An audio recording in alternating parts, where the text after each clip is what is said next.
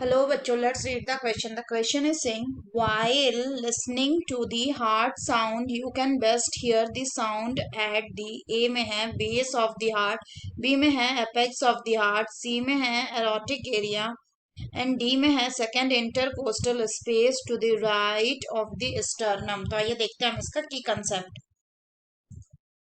तो अगर हम बात करें इसके की कंसेप्ट की, तो इसका की कंसेप्ट हो जाएगा क्या? इसका की कंसेप्ट हो जाएगा heart sound. Heart sounds. So अगर हम बात करें हार्ट साउंड्स की,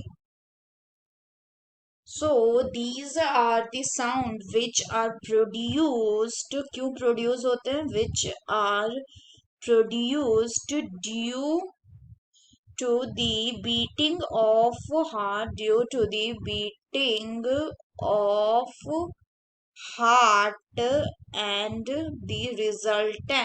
the resultant flow of blood through it, and resultant flow of the blood through it.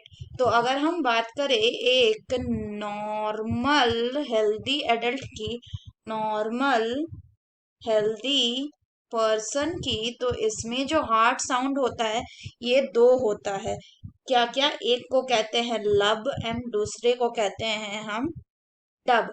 अगर हम बात करें तो जो फर्स्ट हार्ट साउंड है ये क्यों प्रोड्यूस होता है? It is produce due to the closure of atrioventricular valves के क्लोजिंग के कारण ये साउंड प्रोड्यूस होता है।